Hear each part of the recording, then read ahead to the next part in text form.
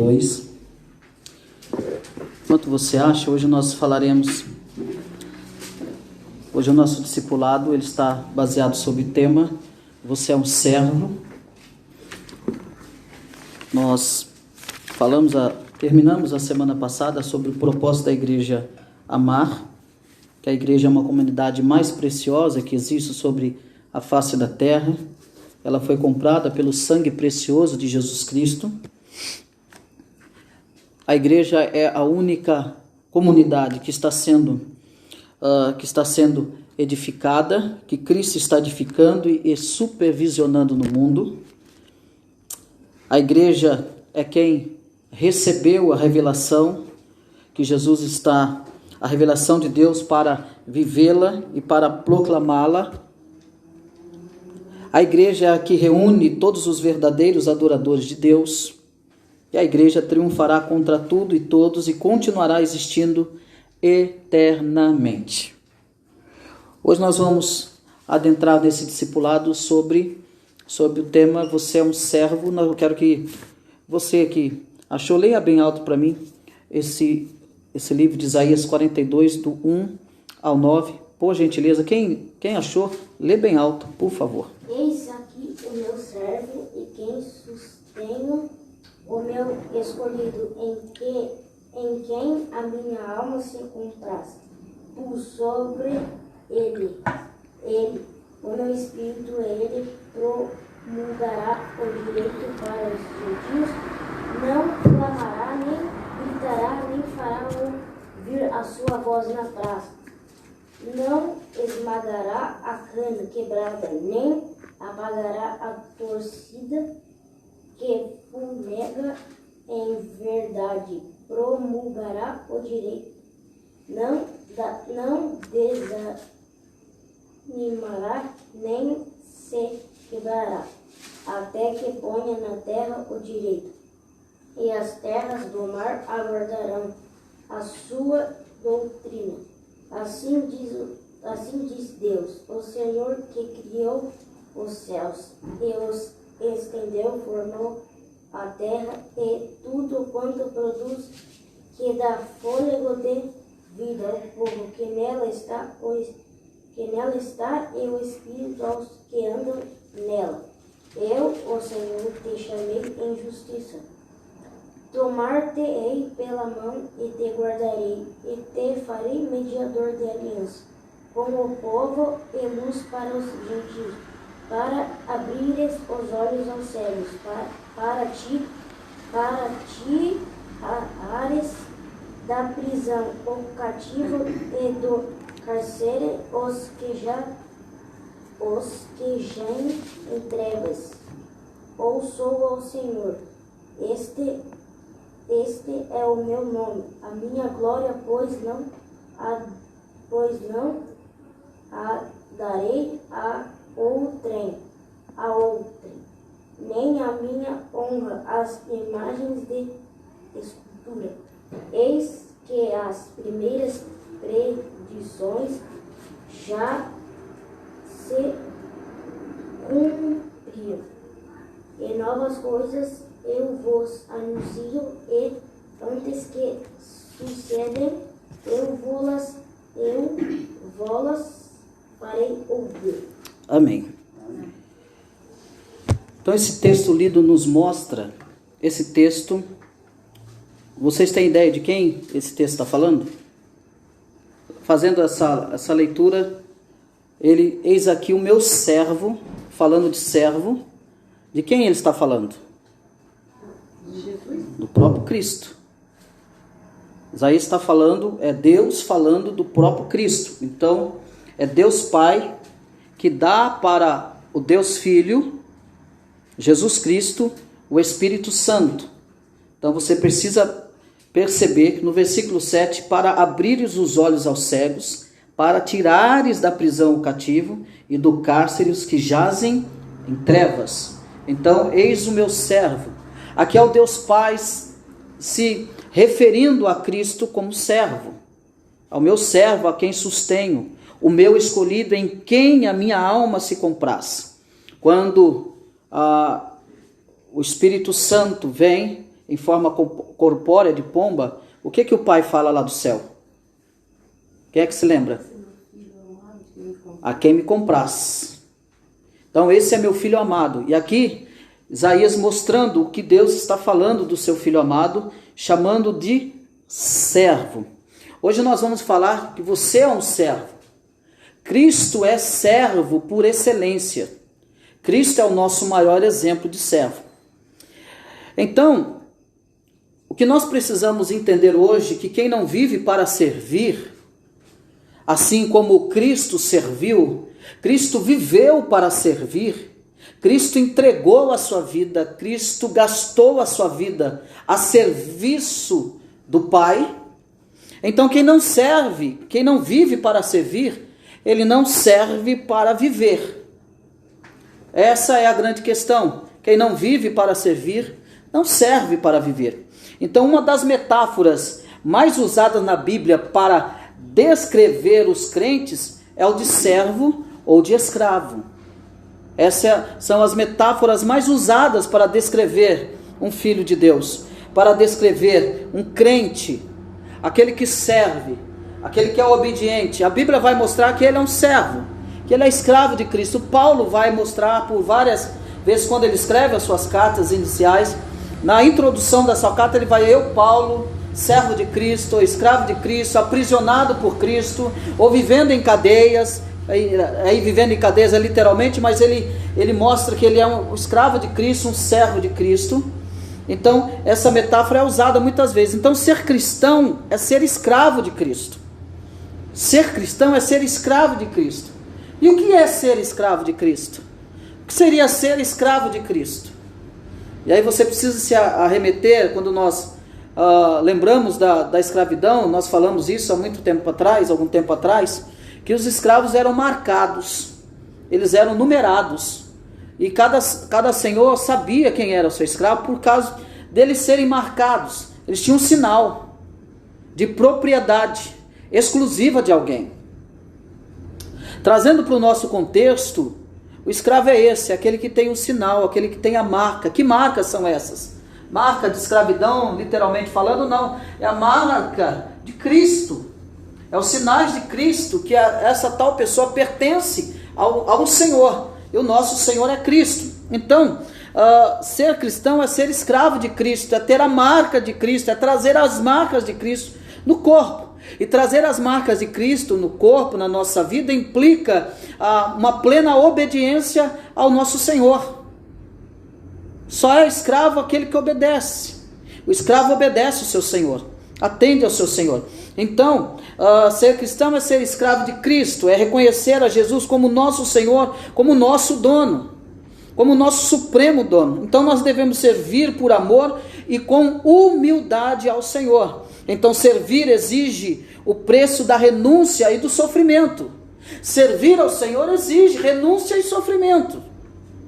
Então, quão difícil é as pessoas entenderem e compreenderem que servir a Cristo não é simplesmente como alguns têm tomado para si como uma modinha, como uma palavra bonita de ser chamado de gospel e de evangélico. Não é simplesmente isso. Servir a Cristo precisa necessariamente ser encontrado por Cristo, chamado por Cristo, transformado por Cristo, para servir ao Cristo, receber o Espírito Santo de Deus, ser selado, ser marcado com o Espírito Santo de Deus, para que possa servir, para que possa renunciar e para que possa atender e receber os sofrimentos. Matthew Henry disse que a obra de um cristão é dupla, ou seja, fazer a vontade de Deus e sofrer o que lhe apraz. Fazer a vontade de Deus e sofrer o que lhe apraz. Mas a realidade é que está vindo o evangelho adocicado, ou aquele evangelho que, como diz um irmão que de perguntas e respostas, diz que só quer saber da parte do chantilly, não quer o amargo do café, mas só a parte do chantilly. O que acontece é que as pessoas só querem a parte boa, mas elas não querem o sofrimento.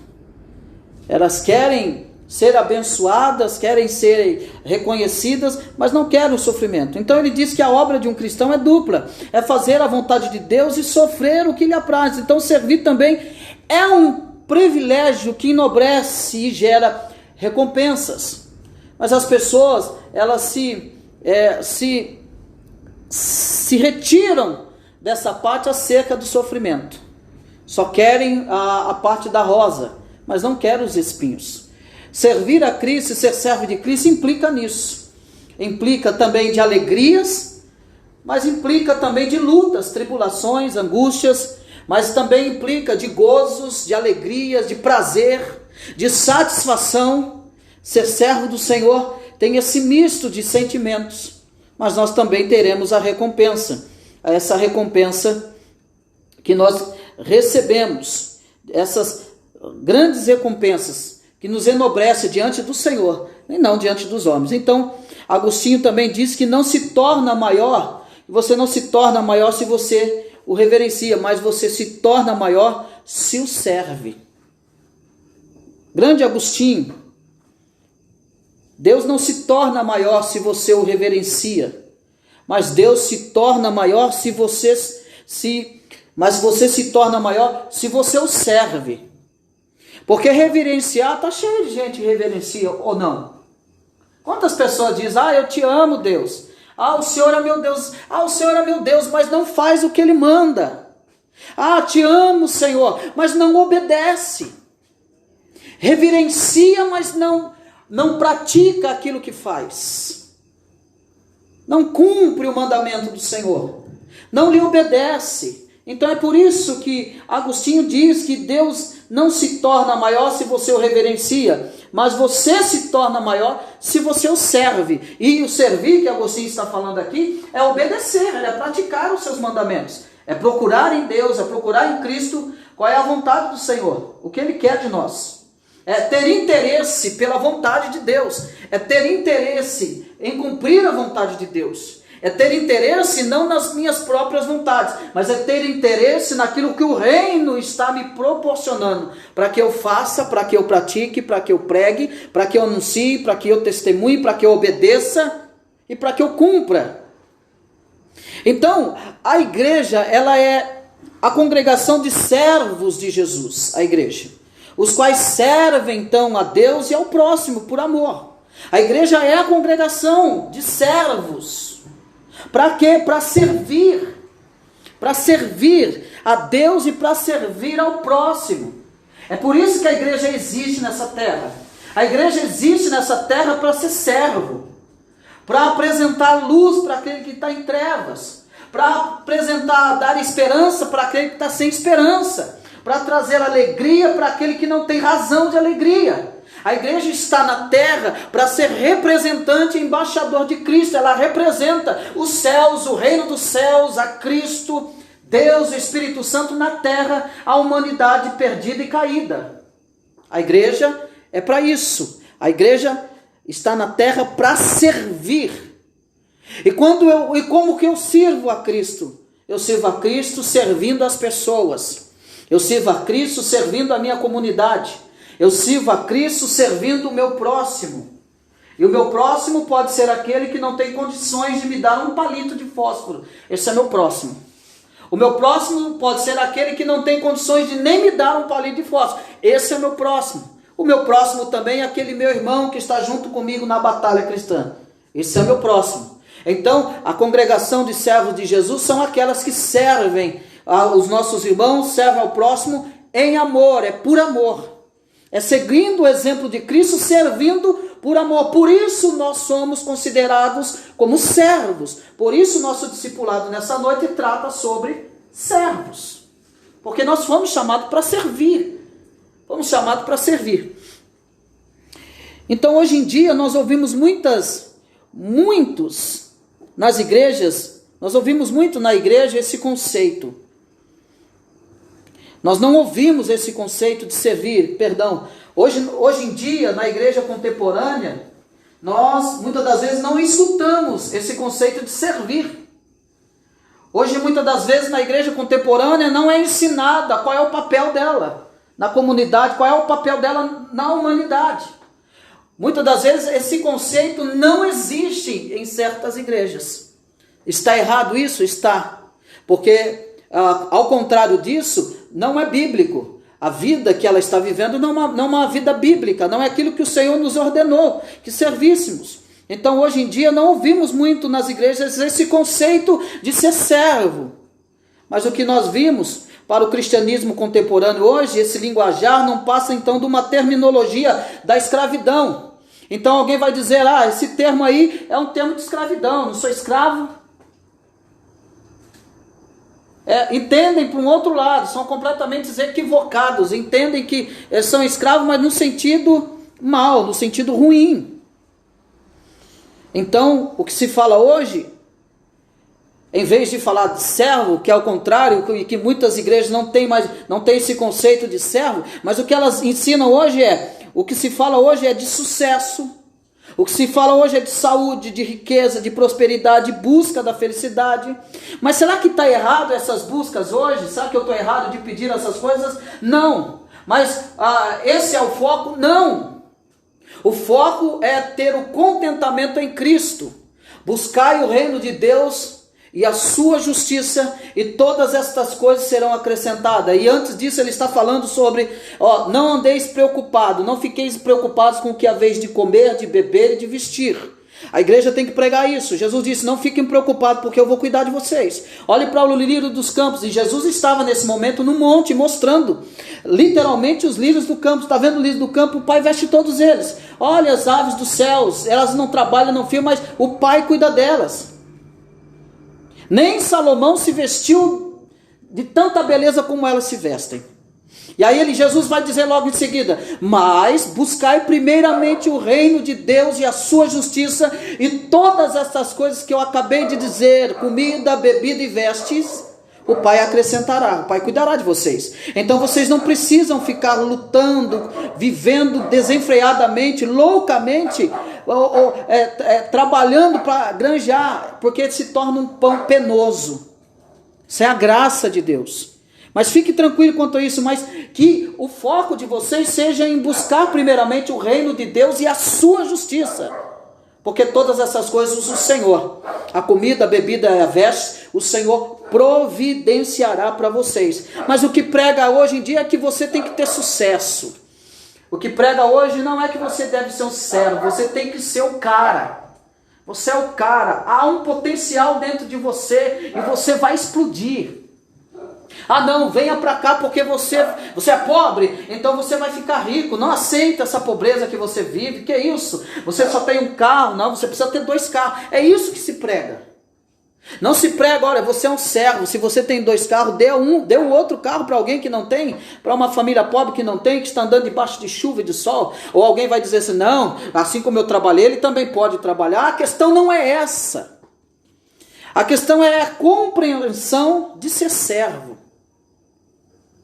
Ou alguém vai dizer assim, você está doente, você tem que rejeitar essa doença, porque essa doença não é de Deus.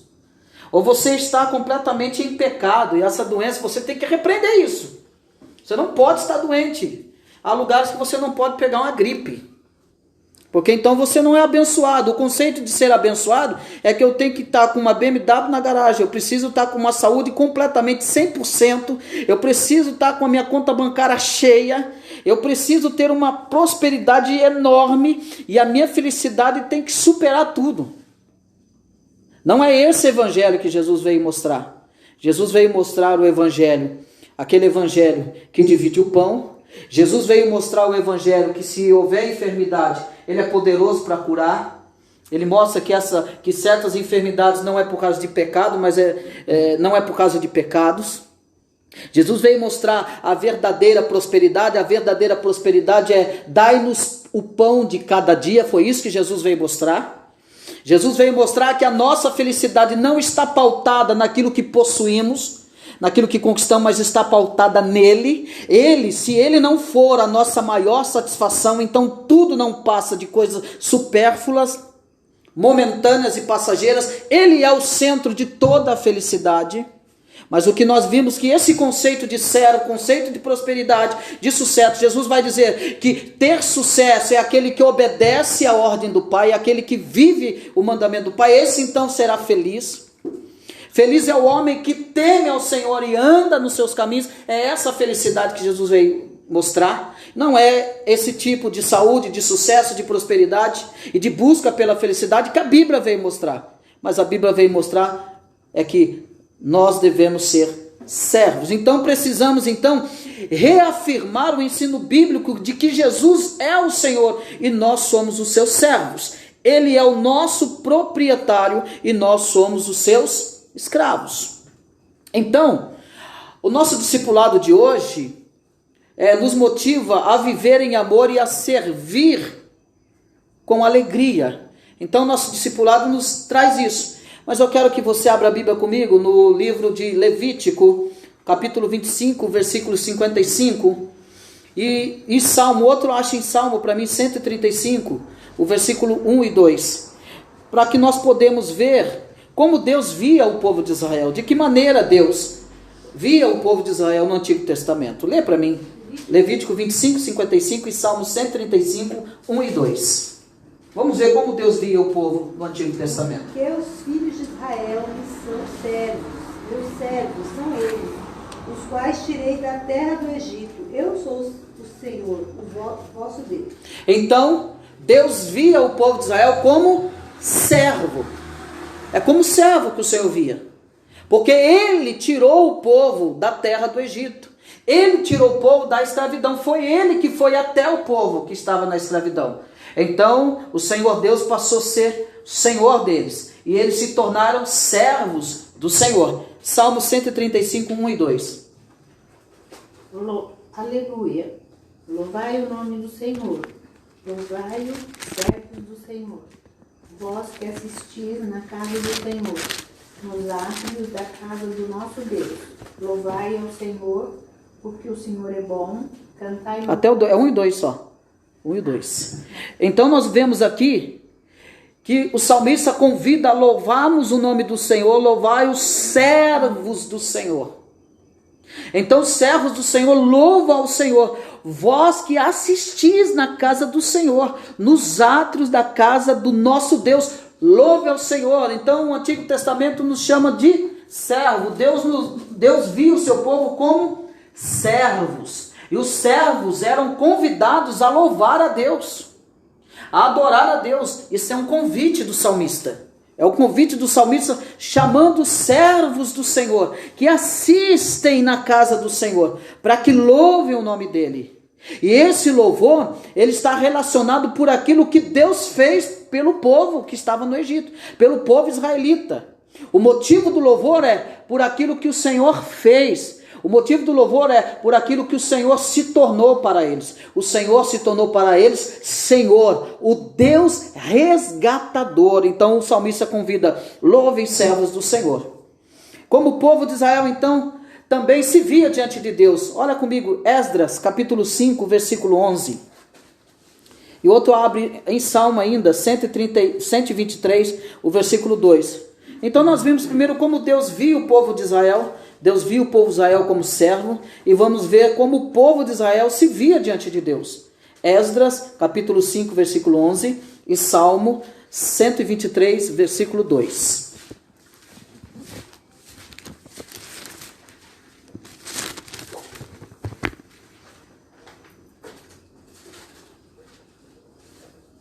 De Esdras.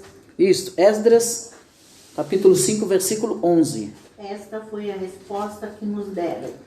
Nós somos servos do Deus dos céus e da terra, e reedificamos a casa que há muitos anos fora construída, a qual um grande rei de Israel edificou e a terminou.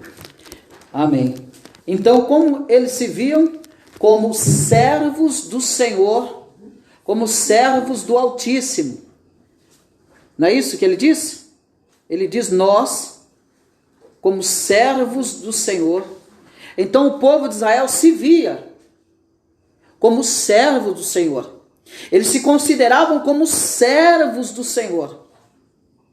Eles entendiam que eram servos do Senhor, chamados para edificar, chamado para reconstruir os muros. Nós, os servos do Senhor. Da mesma forma, Deus nos vê como servos. Ele ainda continua nos vendo como servos. E nós também devemos continuar nos vendo como servo. Vem Salmo 123, 2. Olha o que diz.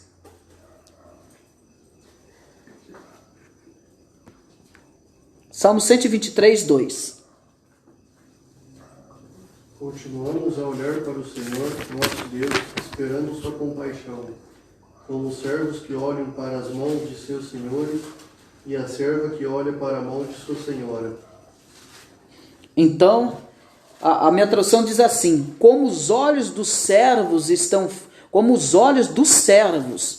fitos nas mãos dos seus senhores, e os olhos da serva na mão de sua senhora, assim os nossos olhos estão fitos no Senhor, nosso Deus, até que se compadeça de nós. Olha a expressão, olha essa figura de linguagem que ele usa. Ele usa como os olhos dos servos estão fitos nas mãos dos seus senhores. Ele está falando aqui do escravo.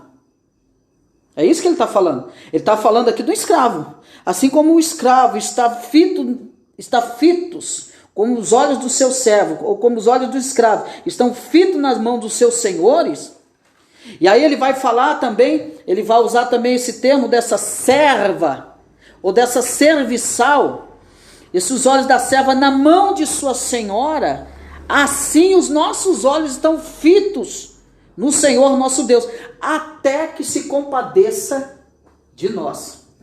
Então os nossos olhos têm que estar fitos no Senhor, até que o Senhor se compadeça de nós, porque nós somos servos.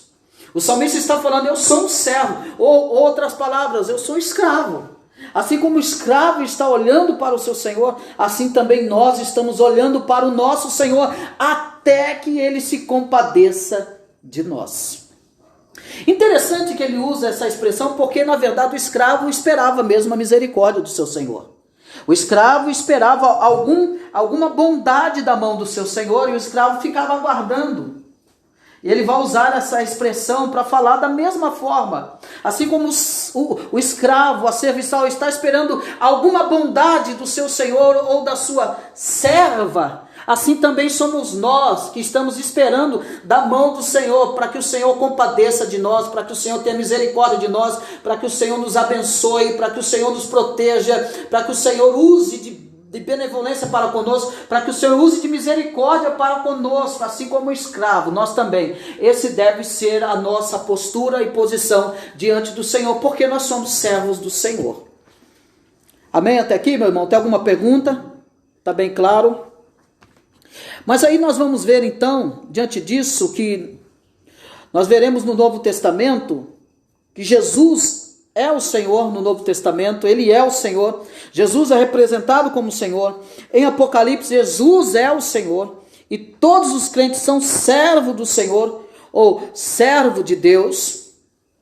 E nós veremos aqui quais são então os princípios que devem conduzir essa relação entre servo e Senhor. Precisa haver uma relação, e há princípios que os evangelhos vão nos apresentar. Quais são essas relações do servo para com o seu Senhor? E quais são as implicações do seu Senhor para com o seu servo? Eu quero que você abra comigo a sua Bíblia, no livro de Mateus, capítulo 6, o versículo 24. Mateus 6, 24. Vamos ver aí quais os princípios que devem conduzir essa relação. Mateus 6, 24. Leia para mim. Vamos ver quais são os princípios aí. Ninguém pode servir a dois senhores, porque ou há de aborrecer-se de um e amar ao outro, ou se devotará a um e desprezará o outro. Não podeis servir a Deus e riquezas. Então, aqui falando sobre o Sermão da Montanha, em um dos sermões da montanha, ele vai falar dos dois senhores. E nós precisamos perceber quais são esses princípios que devem conduzir essa relação do Senhor e do seu servo. Então, o primeiro princípio você precisa perceber aí, que está no versículo 24 do capítulo 6 de Mateus. O primeiro princípio é não servir dois senhores. Ou você serve a Deus, ou você serve ao mundo, o Deus desse mundo. Não existe meio termo diante de Deus. Ou você é cristão ou você não é cristão. Ou você adora a Deus ou você não adora a Deus. Então, esse primeiro princípio que deve existir entre o seu senhor e servo é que o seu servo deve ser fiel somente ao seu senhor. E aqui, quem é o Senhor? O Senhor é Cristo. Ou o Senhor pode ser o Deus desse século, Satanás.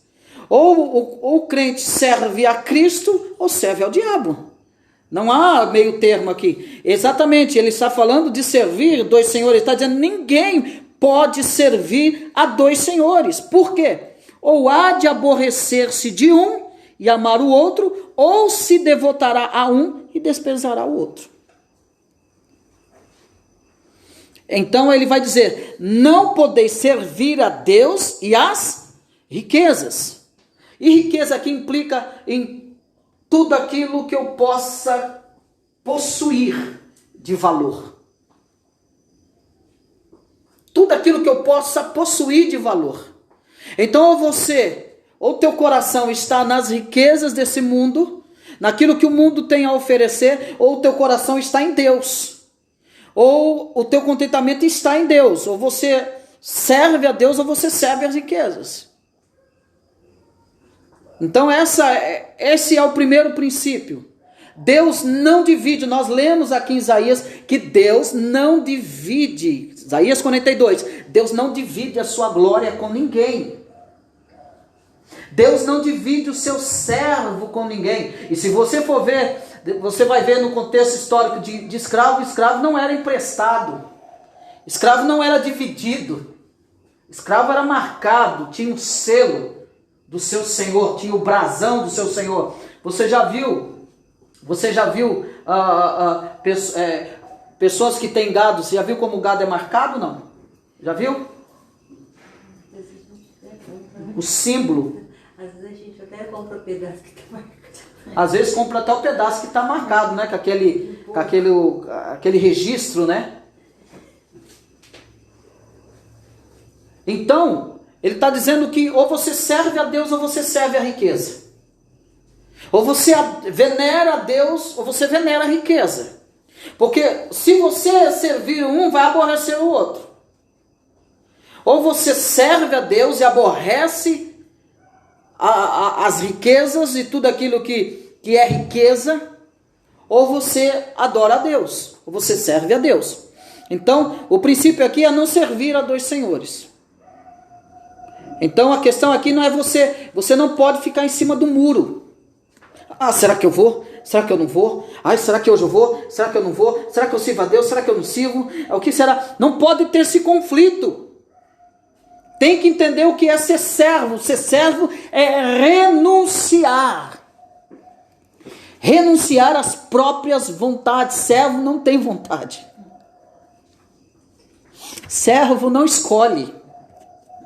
Servo cumpre ordens. Servo obedece. Servo faz de tudo para agradar ao seu Senhor. Olha o que ele vai dizer, ele usa essa expressão, Jesus falando, não podeis servir a Deus e as riquezas. Ele vai dizer, porque ou há de aborrecer-se de um e amar ao outro, ou se devotará a um e desprezará a outro. Ou eu desprezo um, ou aborreço o outro. Então eu preciso, esse é o primeiro princípio, eu preciso servir a Deus. O segundo princípio que nós devemos ver aqui, que deve conduzir essa relação de servo e senhor, vamos ler, abre comigo Colossenses capítulo 1, versículo 10. Olha lá o que diz lá, alguém acha e lê para mim, por favor. Colossenses 1, 10, rapidamente para nós ganharmos tempo. Então vocês viverão de modo a sempre honrar e agradar ao Senhor, dando todo tipo de bom fruto e aprendendo a conhecer a Deus cada vez mais. Então, na minha tradução diz, a fim de viverdes de modo digno do Senhor para o seu inteiro agrado, frutificando em toda boa obra, crescendo no pleno conhecimento de Deus. Então há dois princípios aqui dentro desse versículo. Primeiro, frutificando em toda boa obra. Você serve. Para que eu tenha uma boa relação com o meu Senhor, eu preciso então frutificar em toda boa obra, a fim de viver de modo digno do Senhor. Então eu tenho que honrar o meu Senhor, o servo honra o seu Senhor, o servo não envergonha o seu Senhor, o servo não tem a ideia de envergonhar o seu Senhor, mas sim de alegrá-lo, de satisfazê-lo. Ele está dizendo, então, viva de modo digno do Senhor. Viva de modo digno, honre-o. Não viva uma vida completamente deplorável. Não viva uma vida completamente de vergonha, de erros, de mentiras, de mau testemunho, mas vive uma vida digna, que honra o seu Senhor. Deus vai chamar o povo de Israel e vai dizer, eu não quero que vocês me louvam com os lábios, mas o seu coração está longe de mim. Eu não quero que vocês rasguem as suas vestes, eu quero que vocês rasguem o seu coração. O que Deus quer não é falácia, o que Deus quer não é promessa, Deus quer que nós cumpramos como servo, Deus quer que nós vivamos de modo digno do Senhor, porque está cheio de gente dizendo que é de Jesus, mas está fazendo tudo que é errado. Estão dando mau testemunho, estão falando coisas, atrocidades, coisas horrendas, falando em nome do Senhor, estão mentindo em nome do Senhor, estão enganando em nome do Senhor. O que ele está dizendo aqui é, vivam de modo digno. Esse é um dos princípios de uma boa relação com o seu Senhor. Esse é a marca daquele que realmente não só diz que é servo, mas que faz valer aquilo que fala. Pratica ser servo. Então, a fim de viver de modo digno do Senhor, para quê? Para o seu inteiro agrado. Paulo fazendo a oração pelos colossenses.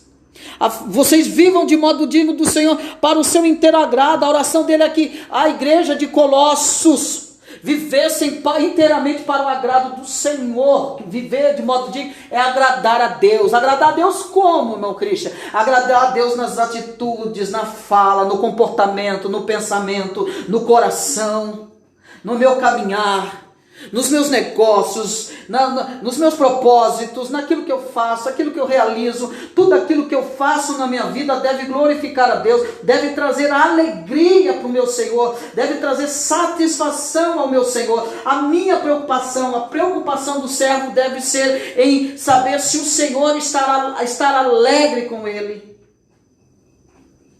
Essa é a oração de Paulo. Ele vai dizer então, qual que são os princípios.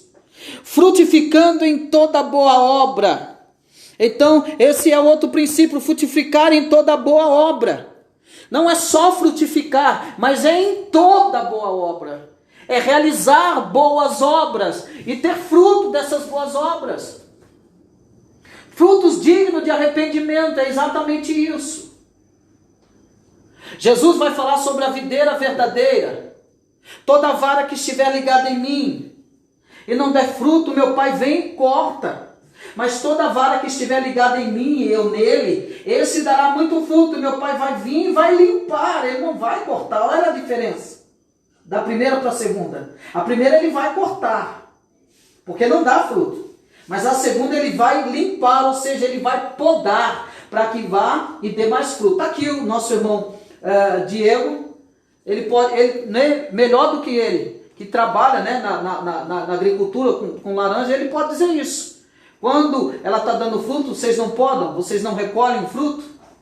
Recolher o fruto, sim. Recolhe o fruto. Mas aí depois, se tratar dela, ela não dará mais fruto. Ela pode dar mais fruto, mas tem todo um cuidado. tem todo um zelo, tem toda uma preparação para o fruto, né? Ela tem toda, é lógico que tem pessoas que fazem os alimentos, como é que eu posso... Isso. Então, na agricultura é assim. O pai se espera fruto. E se ela não der fruto, quando um pé de laranja não dá fruto, o que vocês fazem? Corta. Mas quando ela está dando fruto, o que vocês fazem? Podam. Não podam? Ou recolhem o fruto. A laranjeira não conseguiu podar. Não a podar. Mas se podasse, daria mais fruto sim. Daria mais fruto sim. Dá um fruto melhor. Melhor. Com todo cuidado, tem que saber, tem que entender de poda também. Porque pode matar a laranjeira, né? Eu, quando na minha casa, eu tinha um pé de mexerica formidável. Eu pedi para um homem podar para mim, ele matou. Não cresceu mais também. Né? Então, olha para você ver. Então, Jesus ele fala, a vara que não der fruto, meu pai vai cortar. E vai lançar fora no fogo. Mas a vara, aquela que estiver ligada em mim, e eu estiver nela, essa dá muito fruto. E meu pai vem, poda, para que ela dê mais fruto. Então o princípio de relacionamento com o servo é frutificando com toda boa obra, em toda boa obra, é dar fruto em tudo. É dar fruto em tudo como servo. É eu dar fruto aonde eu pisar a planta do meu pé. É eu dar fruto, é eu prosperar aonde eu for, é prosperar no trabalho, é prosperar na faculdade, é prosperar diante de todos, é prosperar na minha vida. É dar esse fruto. E ele vai continuar dizendo, outro princípio, crescendo no conhecimento de Deus. Olha aí, então ele diz, para o seu inteiro agrado, frutificando em toda boa obra e crescendo no pleno conhecimento de Deus. Crescendo no pleno conhecimento de Deus, então é crescer no conhecimento de Deus. E como eu cresço no conhecimento de Deus? Examinando as Escrituras, estudando as Escrituras, me debruçando nas Escrituras, conhecendo a vontade de Deus. E por que está cheio de gente que faz um monte de coisa errada? Eu estou falando de cristãos. É porque não examinam, não estudam, não procuram conhecer a vontade de Deus. Não procuram ler a vontade de Deus, não se preocupam com a vontade de Deus. Se tornam negligentes, não crescem, se tornam infrutíferos. Não cresce como servo. Não frutificam, não crescem no conhecimento de Deus. E aí, por último, olha comigo lá em 2 Pedro, capítulo 3, versículo 18. Outro princípio. 2 de Pedro, capítulo 3, versículo 18. Olha o que ele vai dizer, outro princípio, que é uma junção, ele vai completar. Antes crescei na graça e no conhecimento de nosso Senhor e Salvador Jesus Cristo. A Ele seja a glória tanto agora como no dia eterno. Então, crescer na graça e no conhecimento de Deus. Crescer na graça e no conhecimento de Deus. É viver a graça, é não ignorar a graça de Deus.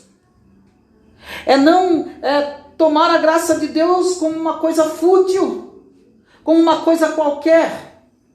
A graça de Deus é a bênção de Deus sobre a nossa vida. É um favor imerecido de Deus. A graça de Deus é aquilo que recebemos, mas que nós não merecíamos. Nós recebemos uma bondade sobrenatural de Deus que nós não merecíamos. Então ele está dizendo, crescei na graça e no conhecimento. Crescer na graça é valorizar aquilo que o Senhor tem feito por nós, aquilo que não merecemos. Quanto mais eu conheço o Senhor, mais na graça eu cresço. Quanto mais eu entendo graça, mais agradecido eu sou. Crescer na graça é ser completamente agradecido ao Senhor todos os dias da minha vida. E quanto mais eu sou agraciado, mais eu crescerei na graça do Senhor, porque mais eu me tornarei grato por tudo que Deus tem feito na minha vida. Isso é crescer na graça e no conhecimento. Então, esses são os princípios que devem conduzir essa relação do servo e do Senhor. A pergunta é, você consegue ver na igreja hoje o crescimento dessa relação Senhor e servos? Você consegue ver isso? Vamos lá, irmão, quero que vocês falem, enquanto eu tomo água. Vocês conseguem ver na igreja hoje o crescimento dessa relação entre servo e senhor? Vamos, eu quero que vocês falem, quero que vocês expliquem por quê. Se vocês não veem, por quê que vocês não veem? Não, porque as pessoas vão para a igreja, às vezes nem sabem o que estão fazendo lá, vão por aí. Não tem essa comunhão com Cristo, de saber a palavra dele, de o que é. Tem pessoas que estão há anos na igreja, se a perguntar, não sabe nada de Jesus, não sabe nem, é vergonhoso isso. A pessoa está há anos e se a perguntar uma coisa simples do evangelho, a pessoa não sabe responder, porque não tem um compromisso com Cristo. E na questão de ser servo? Muitos não querem. A questão de ser servo, há essa relação de ser servo e senhor? Não, muitos não querem. As pessoas querem Não servir? querem abrir mão das suas Diego, o que você acha? As pessoas querem servir hoje na igreja? E se elas servem, quais são os motivos? Então, a gente não pode generalizar. porque Exatamente, boa palavra, não ainda pode tem generalizar. aqueles que servem realmente, né? Exato. Mas eu diria que muitas pessoas não sabem o que é servir a Deus. Exato, não sabe o que é servir a Deus. Não tem consciência do que é isso. Exatamente. Muitos que se dizem cristãos hoje, muitos, não sabem, não têm conhecimento disso. E por que essas pessoas não têm o conhecimento do que é servir, ser servo? Por quê? Qual é o motivo? O principal motivo, a culpa é delas mesmas, porque tem a Bíblia à disposição. Agora, aqueles que não sabem ler e dependem de um líder, a culpa recai sobre o líder. eu acredito. Exatamente, muito bom, muito bem. Mas se Isso a pessoa tem disponibilidade de ter o conhecimento, Tem que a leitura. Bíblia tem leitura e não lê, a culpa é dela. E você concorda que hoje os crentes têm mais de uma Bíblia em casa? Sim. Quanto você tem na sua? Eu não sei quanto eu tenho da minha, que eu nem lembro. Tem umas par lá, eu não lembro quanto eu tenho. Tem umas, assim, da protestante, umas 2, eu acho. Então, mas você percebe que cada pessoa, cada família tem mais de uma Bíblia dentro de casa. Ainda alguns deixam um salmo aberto, um salmo... Exatamente. Deixa aberto e não lê, né? Exatamente. Fica amarela a folha e nem sabe por que fica aberto. É, o Senhor, o Salmo, né? O Salmo 93, né? Não, o Salmo 23, Salmo 91. Salmo 91. Tem uma frase tão interessante do Spurgeon, que ele diz assim, que algumas pessoas têm tanta poeira em cima da Bíblia que dá para escrever condenação. Condenação, exatamente. Nossa. Tanta poeira na Bíblia Já tinha isso, meu Deus do céu. que dá para escrever condenação. Olha, você vê que negócio é antigo, hein? Então, essa relação de servo e senhor, mais uma vez, o que as pessoas estão buscando na igreja? Algumas, vamos falar algumas, fique melhor. Estão buscando, será que estão buscando ser servo mesmo? Algumas. Outras estão, mas e as outras? Estão buscando conveniência para a carne. Ser servido, conveniência para a carne, conveniência sucesso, pra luxúria. sucesso, luxúria, O ego, né? status, O ego da pessoa. brilhantismo. Né? Então, é isso. Então, tá difícil a gente ver isso hoje em certas igrejas, não são todas. Em certas igrejas, sobre esse crescimento de relação de senhor e servo. Tá difícil hoje. E não generalizando. Algumas vivem esse relacionamento, e esse relacionamento é crescente entre senhor e servo. Há igrejas que servem, são missionárias, que se entregam pelo próximo, em todo mundo. Mas há outras que fazem postes ídolos para si. Criam os seus deuses, adoram os seus próprios deuses, fazem os seus bezerros de ouro.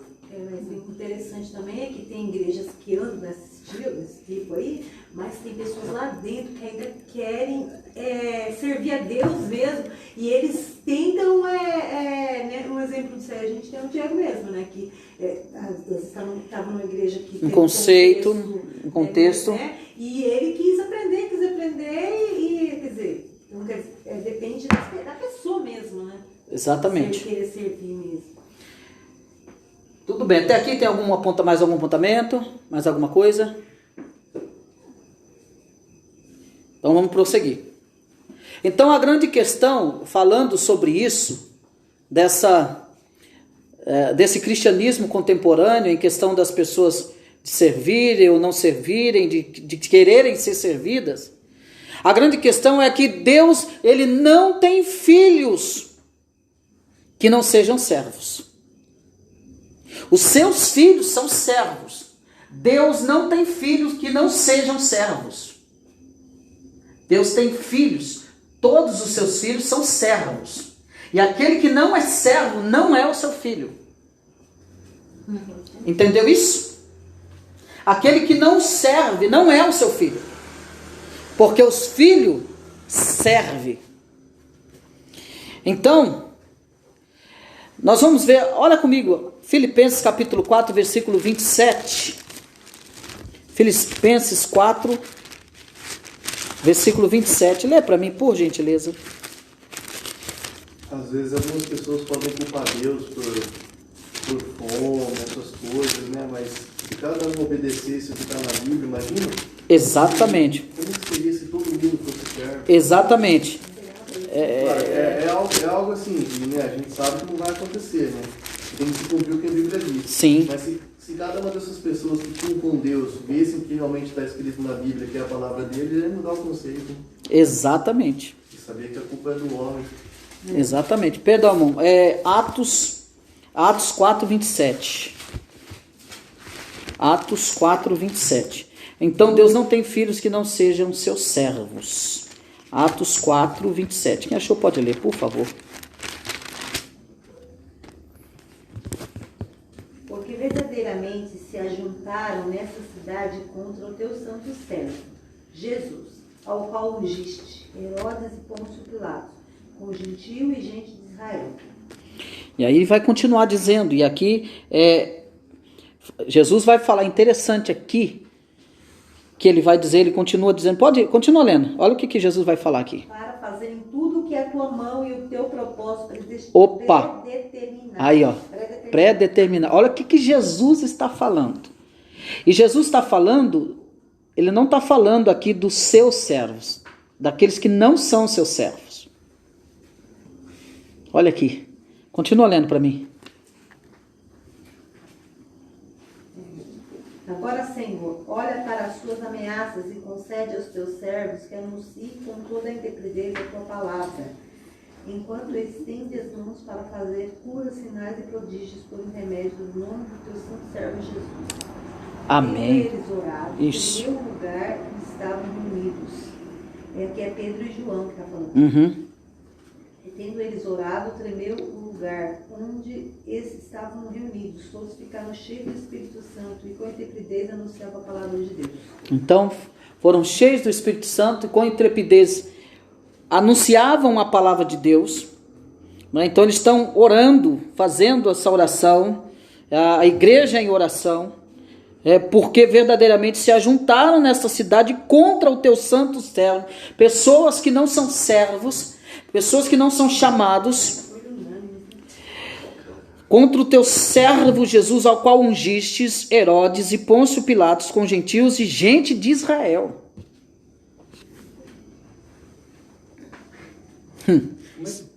Interessante aqui agora que eu estou vendo, não foi só Pedro e João, foram ouvindo isso unânimes. Unânimes. A voz a Deus e disseram, mas eles oraram, né? Oraram, ouvindo unânimes, levantaram a voz a Deus e disseram: Tu, soberano Senhor, que fizeste o céu, a terra, o mar e tudo que neles há. Então você perceba que aqui é os servos do Senhor. São os servos do Senhor que estão sendo perseguidos, e em vez deles correrem, eles estão pedindo o quê? Mais ousadia. Eles estão pedindo mais coragem. Nos dê. Olha o que diz o versículo 29. Agora, Senhor, olha para as suas ameaças, para a ameaça deles, e conceda aos teus servos que anunciem com toda intrepidez ou com toda ousadia a tua palavra. Olha aqueles que estão ameaçando, que não são os teus servos, e nos dê mais ousadia e intrepidez para anunciar a tua palavra. Então é essa grande questão de você ser servo. É chegar ao ponto de você ser ameaçado. Porque os que não são servos ameaçam. Juram de morte. Quantos crentes não morreram já? Quantos não morreram? Sofreram ameaças e a ameaça foi executada. E aqui eles orando pediram mais intrepidez, os servos. Então eu devo correr diante das lutas, das provações, da perseguição? O que eu tenho que fazer? Eu tenho que orar a Deus e pedir que Ele me dê mais ousadia ainda para falar. Que Ele me dê mais intrepidez para falar, mais coragem. Nos dê coragem para falar, nos dê poder para falarmos. Porque quanto mais perseguia, mais a igreja crescia. Esse é o papel do servo, buscar poder em Deus, ousadia em Deus, para anunciar a vontade de Deus. E aqui o que está implícito aqui é que eles são de fato servos, que estão prontos a serem mortos, mas não negarão a grande comissão que foi dada a eles. Eles não retrocederão, pelo contrário, eles continuarão avante. Porque eles são servos. O que não é servo, não fica. O que não é servo, não é filho. O que não é servo, não permanecerá. E aqui o que nós vamos ver em Mateus, o capítulo 25 e 30. Nós vamos ver o que quer dizer Jesus com o termo servo inútil. Depois, Lucas também, 17:10, vai nos mostrar melhor. Mateus 25:30.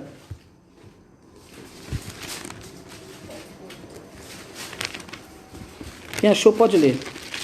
Nós já estamos quase encerrando. O que Jesus quer dizer com o termo servo inútil? Lê para mim, por gentileza.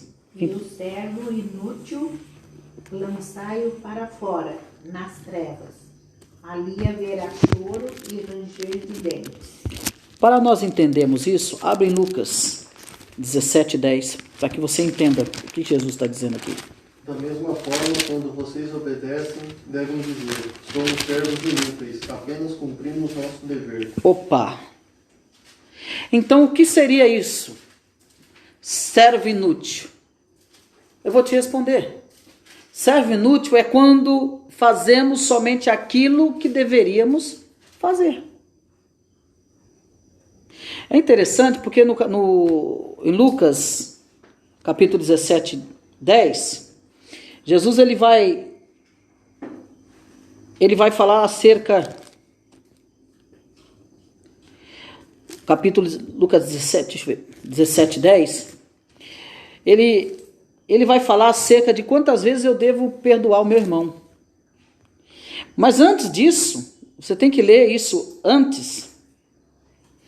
Qual de vós, versículo 7, qual de vós, tendo um servo ocupado na lavoura ou em guardar o gado, lhe dirá, quando ele voltar do campo, vem já e põe-te à mesa, e que antes não lhe diga, prepara-me a ceia, cinge-te e serve-me, enquanto eu como e bebo, depois comerás tu e beberás?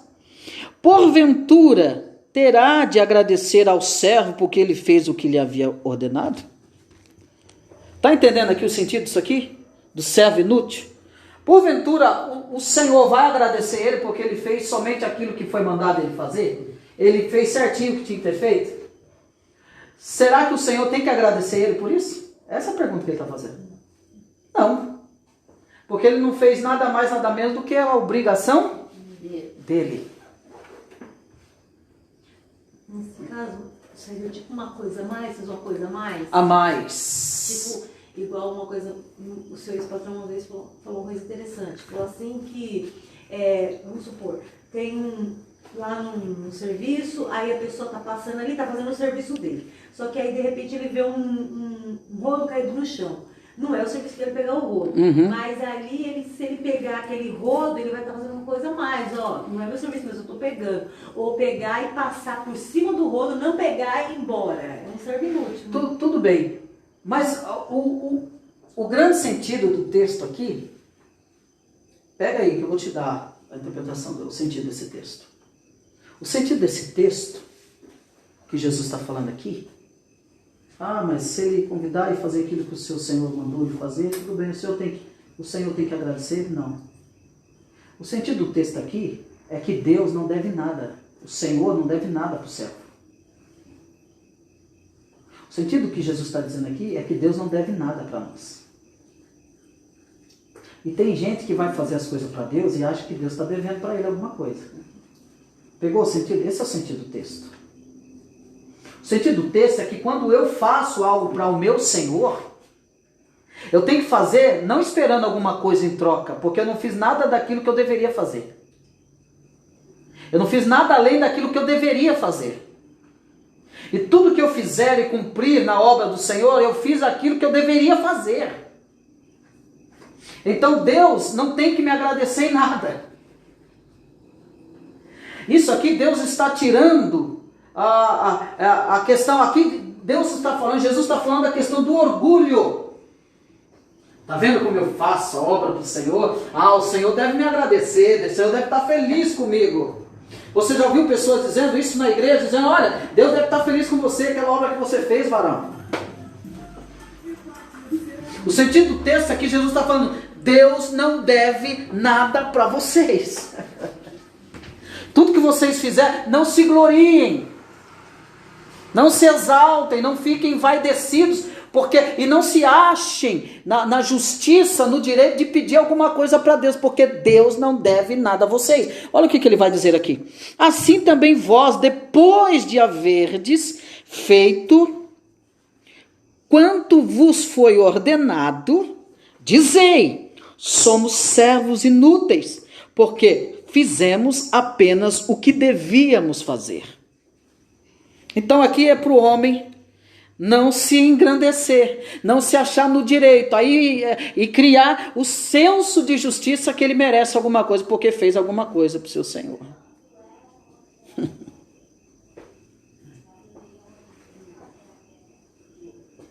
E aí, é como você trabalhou, e aí você vai receber o que você trabalhou. Qual é a glória nisso? Seu trabalho. Que glória tem nisso?